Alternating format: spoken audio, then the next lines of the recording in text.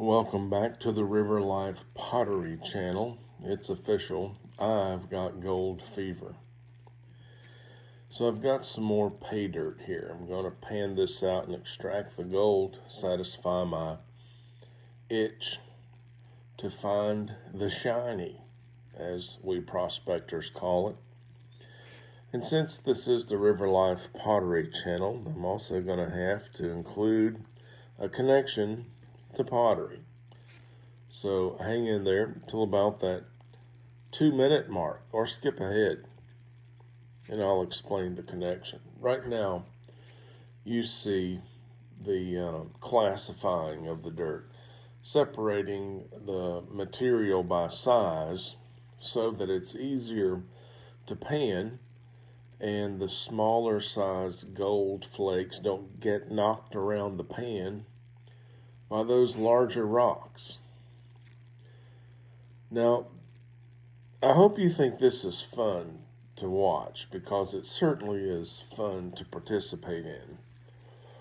I'm getting about 4 classifications of material, and I'm going to pan each one separately, not just to see if there's any gold that size, but also washing these rocks off to see if any smaller pieces of gold are sticking to the larger rocks, which is a natural phenomenon. So we have to get in here with a magnet, and this is where we get to talk about pottery a little bit. We got a rare earth magnet here, and we're getting the magnetics, which are heavy, out of the smallest classification, the black sands, if you will.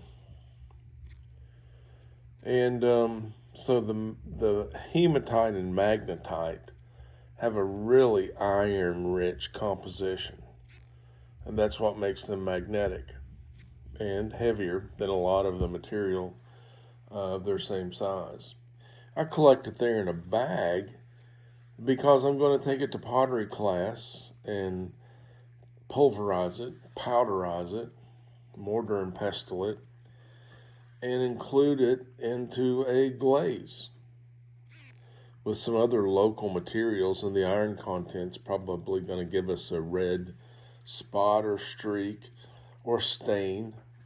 But I think it'll be really neat to use a material that's basically a byproduct of prospecting for gold, even in pay dirt.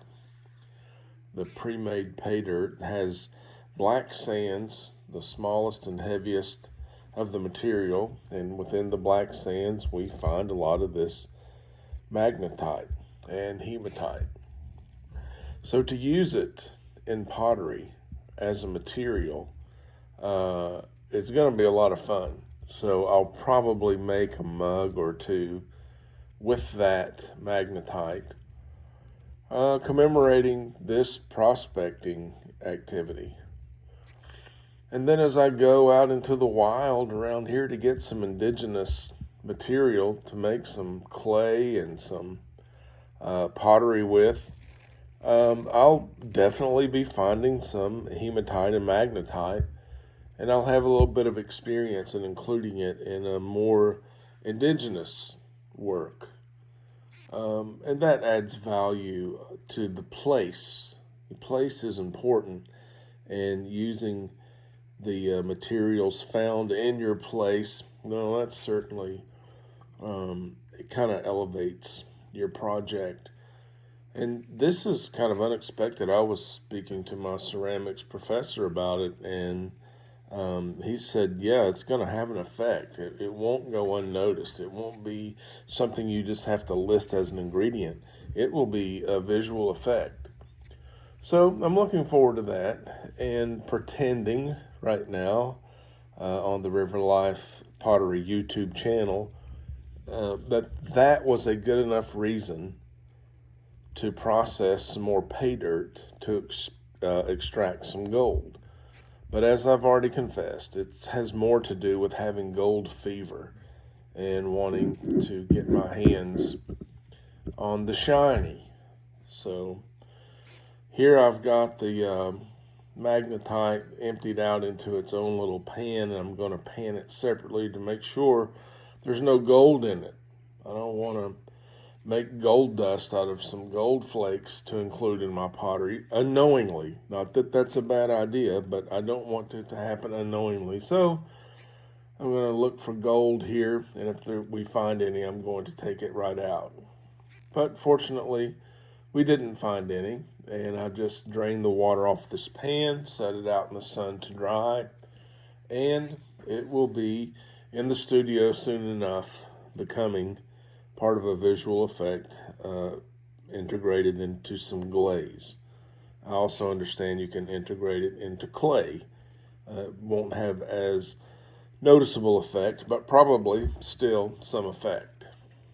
So now you see the station being set up, a tub of water, a smaller safety pan, basically a shoebox with a notch cut out for the little mini sluice there. To make sure I run these concentrates through that sluice wet. I don't want them to not separate and clod up if they're dry going into that wet sluice. They can become hydrophobic that way. So make sure they're good and wet, saturated. Get the get the station set up. A tub of water, a catch pan, a rock to hold the catch pan in place, and the Dream Mat cleanup buddy, which I gotta tell you, that thing's awesome. There's some jet dry going in, a surfactant to make sure the floating gold sinks, and a little paintbrush on the mat to make sure all the air bubbles are removed from the pockets. Now a little extra care in removing some of the dirty water, and we're ready to process all of this pay dirt through the cleanup buddy. And as I was saying, that's a fantastic tool.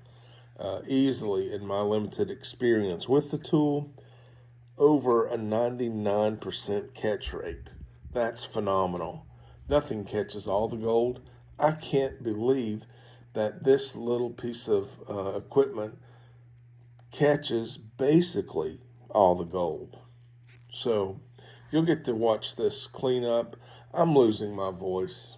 I'm going to have to go just find what I did with that gold. I put it around here somewhere, and I'm getting nervous. I can't find it.